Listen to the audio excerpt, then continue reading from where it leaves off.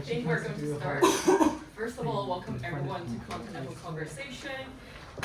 So I think Continental Conversation is something that is initiated by SAB because we think that there is a lack of continental philosophy in the Oxford syllabus. So we're introducing something that is new and also we think that is quite interesting. And we also think that Continental Conversation should not only be restrictively continental in the sense of talking only about European philosophy. So that's why we're having Sasha speaking on Audre Lorde today. So if you're interested in giving a talk, you can also come and speak to me after this event. So Sasha is a visiting student studying politics currently at LMH, but she is from Haverford where she majors in politics with a minor in English and film. And the format of this event will be Sasha speaking for 20 to 30 minutes, and then we're having a small talk with your neighbors, and then we're going to merge into a larger discussion. And also, if you're really interested in what we're discussing today about Audre Lorde, there's also a pub trip after this where you can keep on discussing. So without further ado, let's give the floor to Sasha. Thank you all so much for being here. In Carmen Maria Machado's memoir, In the Dream House, she reflects on her relationship with her abusive ex-girlfriend. The book is incredibly powerful and full of rich analogies to attempt to put to words Machado's unspeakable abuse. In one of the chapters, she powerfully uses the analogy of the creation of Adam and writes that, quote, "It's obvious to us now that this is a squirrel and this is a fish and this is a bird, but how was Adam supposed to know that? He wasn't just newly born, he was newly created.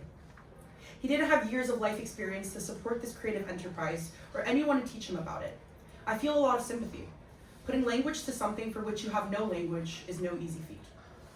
Now, Machado employs this analogy by linking the creation of Adam to her own abuse she felt she did not have an adequate vocabulary for. "It is only through seeing my experience in others," she writes, "that I was able to put a name to something I did not have a name for." Now, I open with this analogy because the concept of language and its shortcomings is integral to the work of Audre Lorde. Specifically, she is concerned with how language is particularly limited to describing the struggles of oppressed people in society. Okay. Now, before we get into her work, just a brief biography. Audre Geraldine Lorde was born in Harlem, New York in 1934 to Caribbean immigrants. Her father was from Barbados and her mother from Grenada. She graduated high school in New York City in 1951 before continuing her education at Haverford College in New York, National University of Mexico, and earning her master's degree at Columbia University. While completing her MA, Lorde became heavily involved in the post-Stonewall gay culture in Greenwich Village, New York, and started writing poetry. She continued to write poetry and started writing essays, both of which largely inform her philosophy that I will speak to today. She lived in New York for most of her career, but spent some of her formative years living in Berlin after the fall of the wall, and in the Virgin Islands, where she eventually died in 1992 at the age of 58. Her notable works include the cancer journals she kept as she was fighting breast cancer, Zami, A New Spelling of My Name, which is the closest thing we get to her biography, and several collections of essays and poems, notably Sister Outsider, Poetry is Not a Luxury, and The Master's Tools Will Never Dismantle the Master's House. Now, the first part of Lorde's work that I will speak to today is the last work I mentioned, The Master's Tools Will Never Dismantle the Master's House. This quote serves as the title of one of her most cited essays, in which she discusses being invited to speak on a panel of feminist writers, in which she was the only woman of color in the room. She writes, and you can follow along on your handouts, "That master's tool may allow us temporarily to beat him at his own game, but they will never enable us to bring about genuine change. And this fact is only threatening to those women who still define the master's house as their only source of support." Now, in this quote, we could see a pretty direct explanation of the analogy that Lorde employs throughout the essay, that the master's house is the canon and approval of Western scholarship and language. Lorde's argument can then be understood as follows: we cannot use the language and rhetoric of the oppressive class in order to take them down, that we must proceed in a new way, informed by both political and social oppression. The master's tools are a reminder that social justice is both a dismantling and a rebuilding project. It is dismantling the language we use to talk about justice, created by and for the privileged class, and it's used to dismantle what Lorde coins as the mythical norm of white supremacy and heteropatriarchy. Now, to quote from an earlier essay of hers, "Somewhere on the edge of consciousness, there's what I call a mythical norm, which each of us within our heart knows, this is not me. In America, this norm is usually defined as white, thin, male, young, heterosexual, Christian, and financially secure. It is in this mythical norm that the trappings of power reside within the society." Now, injustices in society can thus be understood as deeply entrenched in the national psyche, as the conception of both what is normal and what is powerful resides amongst the privileged class. So, in order to achieve equality of any sort, this mythical norm needs to be both acknowledged and confronted in the process of seeking justice. However, justice is much harder to achieve when the mythical norm is so entrenched throughout society in both systemic and systematic ways. To Lorde, it is as much about the work done to achieve that justice, whether that be racial, political, sexual, as the ends of the justice met. To quote an old adage, it's as much about the journey as the destination. So, some of you might be wondering, this is all well and good, but what exactly is it about this that's continental philosophy? It is, after all, the name of this event. And continental philosophy, in the post-Kantian sense, we can understand as the inseparability of history of philosophy and philosophy itself. If you were to ask a continental philosopher about her existing views on a topic, she might mention one of those names you've probably heard before: Plato, Descartes, Hobbes, Kant. I would argue that Lorde is one of the most important modern continental philosophers in her critique of everything that came before her. She takes a step further from the pioneering feminist philosophers like Mary Wollstonecraft and Simone de Beauvoir, or pioneering racial philosophers like Angela Davis, Frantz Fanon, or James Baldwin. Lorde is unique in her recognition that systems of oppression reinforce one another, something that I would argue the philosophical canon before her never fully articulated. Also, she is distinct in her radical criticism of language as a means of upholding a mythical norm of white supremacy and heteropatriarchy. That there is a need to critique the canon of minority philosophers that came before her, and that they were still reliant on the master's tools as a source of support, and as a source of feeling that they were correct in what they were arguing. Central as well to the master's tools is this concept of intersectionality, which can simply be defined as explaining how related systems of oppression or discrimination depend upon and reinforce one another. For example, Lorde's intersectional identity consists of her being a Black lesbian woman. Intersectionality poses an interesting question for the issue of personal identity, however. Sociologically, if we are to be made up of the identities we hold, we are made up of a sum of our parts. But then what part takes precedent in any given moment? An example of when there's a tension between these parts of our whole can be seen in the sociological concept of code switching. This is simply the practice of alternating between two or more languages or dialect while in conversation. However, it's been adopted by sociologists and anthropologists alike to explain the ways in which we may act differently around the different communities we fall into. An example that's often cited is that of former US President Barack Obama, and the many recorded instances of how he's changed his tone, language, and mannerisms on the campaign trail when addressing a largely Black audience versus a largely white audience. Obama, as a biracial man, has being white and being Black both as core parts of his identity. His code switching shows that he either consciously or subconsciously changes his behavior when a certain part of his identity takes precedent in any given moment. Now, Lorde channels intersectionality through the way in which her work is asking the privileged class to do better. What's noteworthy here is that the locus of oppression is made more complex when you throw in additive identities such as race, sexuality, gender, religion, ethnicity, etc. Essentially, what Lorde is critiquing in the master's tools is why it is that women of color are expected to help white women understand racism, the same way it is unfair to expect white women to help men understand feminism. This moves us to a larger question that Lorde's work excavates, the extent to which it is epistemically just to demand and ask that oppressed groups speak to their lived experience as a way of educating other people. Is this a fair burden to ask someone to bear? To what extent is this a valuable way to learn about the experiences of others other than your own? To ask people to condense years of lived experiences into digestible stories in order to help the privileged class understand the very systems of oppression they help to create and uphold. Now, as a personal anecdote, during my first year of college, I took a discussion seminar on international politics, which is what I study, in which I'd often refer to being Thai, being from Thailand, and growing up under a military dictatorship. I've since developed quite a close working relationship with this professor, and he mentioned to me one day over drinks that he was afraid to ask me in class to speak on being Thai because he didn't want me to feel tokenized. In other words, he didn't want me to feel like I had to teach an almost entirely white class about my oppression through anecdote, an oppression they would never live or fully understand. In discussion of oppression, whenever the need for some pretense of communication arises, those who profit from oppression call upon the oppressed to share the knowledge with them. In other words, it is the responsibility of the oppressed to teach the oppressors their mistakes. Lorde laments, I am responsible for educating. Teachers who dismiss my children's culture in schools, Black and third world people are expected to educate white people as to our humanity. Women are expected to educate men. Lesbians and gay men are expected to educate the heterosexual world. The oppressors maintain their position and evade any responsibility for their own actions. So, let's take a step back and look at education through a case study we all know fairly well, Oxford University. A study from the Sunday Times in 2023 found that 8.5% of Oxford professors were non-white. This means that there is a less than 1 in 10 chance that if you were to walk into any given lecture, the professor would be a person of color. I cite this statistic firstly because I find it abysmal, and secondly to push us all to think a little deeper about the role identity can play in a place like education. The left all over the world, particularly in the United States, is framed as being obsessed with identity, especially race. But how can we expect to get a well-rounded education when there are plenty of students who will finish their 3 or 4 years at Oxford University having never been taught by a non-white professor?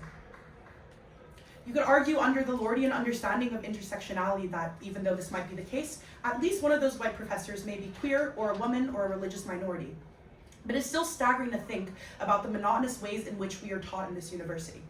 The implications of this statistics are stronger in certain subject areas than others, but the impact of it can be felt everywhere. The social science and humanities are particularly affected by the mythical norm, the upholding of a Western framework and set of ideas to be superior. And it's also worth mentioning that a majority of non-white professorships are held in departments specific to regional studies. Africana studies, Middle Eastern studies, so-called Oriental studies house by far the largest number of non-white professors. Now, the issue of race and topics in which racial minorities particularly add salient value are being had in politics, anthropology, philosophy, and English classrooms. How do we contend with the erasure of lived experiences in those disciplines? Lorde would argue you need to hear marginalized perspectives in order to get a full understanding of any of those disciplines that deal with human life. The way to counter this erasure and force conformity into the mythical norm is to go to the very root of it and work to fight what is called epistemic oppression. Achieving any level of epistemic justice requires an accurate understanding of society and the workings of power within it. Lorde would say that it is difficult to arrive at such an understanding without the contributions of oppressed people, whose social location enables them to shed light and understand how society really works.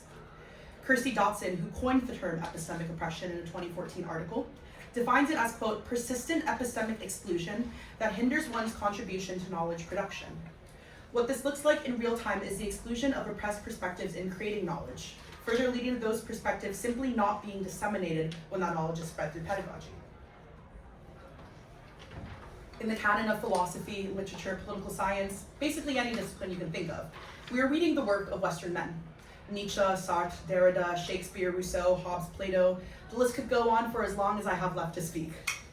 But Cotter engages in the discourse between Dotson's theory of epistemic oppression and Lorde's prose in philosophy, writing that there are two base-level assumptions that need to be accepted in order to fully engage with the concept of epistemic oppression. First is that dominant understandings and social conceptions obscured the reality of oppression. The second, and probably most important, is that the epistemic canon, as created and passed down by the Western world, people who fall in the mythical norm, is largely disinterested in confronting epistemic oppression. This is because doing so would reorient social realities for too many people, and the unlearning process would be far more arduous than maintaining the status quo simply by continuing to teach what we know. Think about the culture wars over critical race theory in classrooms across the United States. Conservative politicians, academics, and parents are staunchly against the confrontation of American racial inequalities in the classroom because it is, quote, too uncomfortable and, quote, their children shouldn't feel guilty for being white. But what is lost in this commentary is any nuance that recognizes that seeking an end to epistemic oppression isn't asking the privileged class to atone for years of creating a canon. It is asking that we endeavor in unlearning the biases and assumptions most of us have in the academia that we've been taught, which is created by people who fall in the mythical norm. When we seek comfort, we are far more likely to search for truth, epistemic truth, and epistemic justice. Now, Lorde writes further in an essay entitled Age, Race, Class, and Sex that, quote, as long as any difference between us means that one of us must be inferior, then the recognition of any difference must be fraught with guilt. Guilt, although uncomfortable, can be understood as a necessary byproduct of confronting the Western canon. The process of unlearning all that we know about the mythical norm through a more critical lens is an arduous one, in which difficult emotions are going to be felt and confronted. But I push us to think, what if guilt is a necessary byproduct for proactive change? There's an interesting dichotomy that lies at the conservative view of the feminist movement and so-called cancel culture. it becomes sort of a caricature of a woman who critiques a man for doing something sexist. Hiya, let me grab some handouts. Let's pass one down. Sorry, guys. Okay. Let's use the example of catcalling as one. If a man were to catcall a woman and she were to say, give him the middle finger in return, how can we backtrack and apologize for the confrontation? If the man were to backtrack and say, I'm sorry that I did that, is that actually a useful interaction? Think about that example and think about the likelihood that the man in the equation is apologizing out of good faith and a genuine sense of guilt, wanting to atone for his harmful actions, or if he's apologizing out of shame of confrontation. Now, there's an aspect of emotion that lies at the heart of all social interaction, and at times the emotion can mobilize us for the better. That man should feel guilty for being catcalled. I don't think it's controversial to say I think racists should be embarrassed when they're publicly shamed. As a society, we view emotions to weaken any form of intellectual authority. Think about conceptions of the head and the heart as acting separately. Even in writing this presentation, there were several moments in which I feared I was being too emotional or using a personal anecdote in a way that would diminish my authority as a scholar of Lorde and an avid reader of her work. But Lorde has always understood and recognized the role that emotions play in facilitating any form of social change. In particular, she understands anger to be essential. In an essay entitled The Use of Anger, Women Responding to Racism, Lorde writes that, quote, anger expressed and translated into action in the service of our vision and our future is a liberating and strengthening act of clarification. Anger is loaded with information and energy. Bell Hooks, another incredibly influential intersectional philosopher, talks a lot about this notion of narcissistic rage. This is a rage where you're only angry that you were the victim of injustice, not that anyone else also suffers from that. It doesn't aim for full transformation. It only aims to get what you personally want. I'd like to imagine that Lorde would reply to this concept of narcissistic rage, saying that yes, it is a starting point for mobilization, but ultimately it does nothing. Hooks can't just be angry for herself that she is a victim of misogyny. It only becomes a productive force when the anger is at the systems that allow misogyny, and at the very fact that women all over the world are victims of misogyny. Now let's go a little further back in time and look at one of our earliest philosophers, Aristotle. Now Aristotle theorized that anger comes from three things: contempt, spite, and insolence. In Rhetoric, supposedly written in 350 BCE, but we're going to use a modern translation, he writes, quote, you feel contempt for when you are considered unimportant. You feel spite in thwarting the wishes of another man, and you feel insolence as a form of slighting. It consists of doing and saying things that cause shame to the victim, not in order that anything may happen yourself, but simply for the pleasure involved. To add, that's what the Germans would astutely term a Schadenfreude, the pleasure taken from someone else's misfortunes. But the anger that Lorde specifically writes about is that of contempt, the anger of feeling unimportant. This is the experience of anyone who lives under what's considered the mythical norm, told every day through the canon of knowledge and power structures that they are inferior simply by virtue of their otherness. To Lorde, the two worst approaches to questioning and challenging systematic and systemic injustice in society is either veering away from emotion out of fear or remaining silent. I've discussed the former, so let's talk about the latter. My all-time favorite Lorde quote, and the observant of you may have noticed as the title of the presentation, is, "Your silence will not protect you." Lorde writes, I have come to believe over and over that what is most important to me must be spoken, made verbal and shared, even at the risk of having it bruised or misunderstood. My silences has not protected me. Your silence will not protect you. On a purely philosophical level, to what extent can silence be understood as complicity? Let's go all the way back further to Plato even, when he said that silence is consent, that failing or refusing to speak out against something is tantamount to condoning it. If we accept the words of one of our oldest philosophers, is not speaking up against injustice when we see it simply accepting it? Are we condoning it in that way? We can look further to Rousseau's social contract and the notion of tacit consent. By remaining in the borders and territories controlled by any given government, you are giving your consent to be governed by that nation's rulers. So this poses a larger question of to what extent our rights and responsibilities are unspoken, taken as the truth by virtue of being a member of society. The way you owe an unspoken responsibility to the government via the social contract to follow the laws of the country you live in. Do you owe it to members of your community to protect and stand up for them? Lorde would say yes, that you ethically owe it to youth, to those in your life to advocate for them and their needs, for the personal is political. This is the last tenet of Lorde's philosophy I want to discuss today. Identity sits at the very core of all of Lorde's work, and I would say arguably is the most important Lordean concept, as it informed everything she creates. Feminist scholar Sarah Ahmed writes on the value of Lorde's work in a foreword for Your Silence Will Not Protect You, saying, quote, "She shows the value of speaking as. Speaking as a Black woman is her starting point.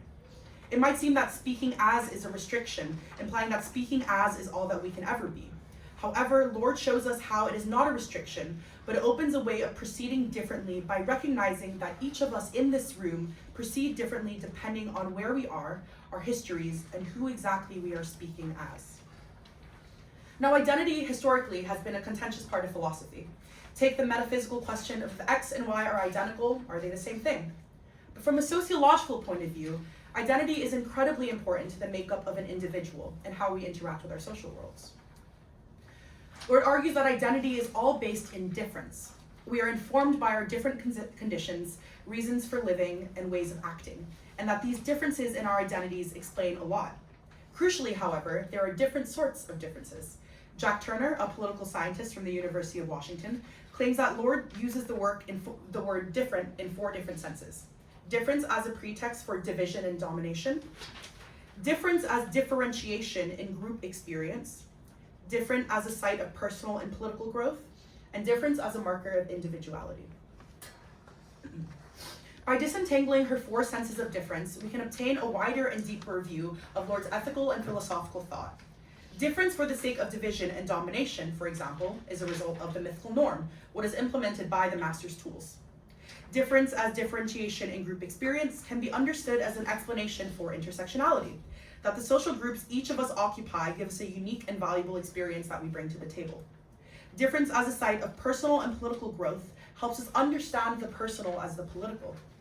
And difference in individuality informs our values and what steps we take in mobilizing our values toward greater social change, whether that be in silence or in anger. I end with a quote, not from Audre Lorde, we've spoken a lot about her today, but from Simone de Beauvoir, another pioneering feminist scholar. She writes that, quote, "It is only in the recognition of the genuine capacity of our lives that we may develop a motivation towards action." In other words, action that lacks reason when it takes place in a vacuum, or when it takes place in a position of naivete. It is also in the face of an oppressive society that we can genuinely act and hone our own personal power. The personal is political after all. To recognize the shape of what opposes us feels to me and to Lorde to be our own sources of strength. To recognize the shape of our reality, particularly when it's painful and insoluble, is where we're most likely to excavate our truth. And it is in the personal and our understanding of how we personally move forward in this world where we may find the tools to finally dismantle the master's house. Thank you.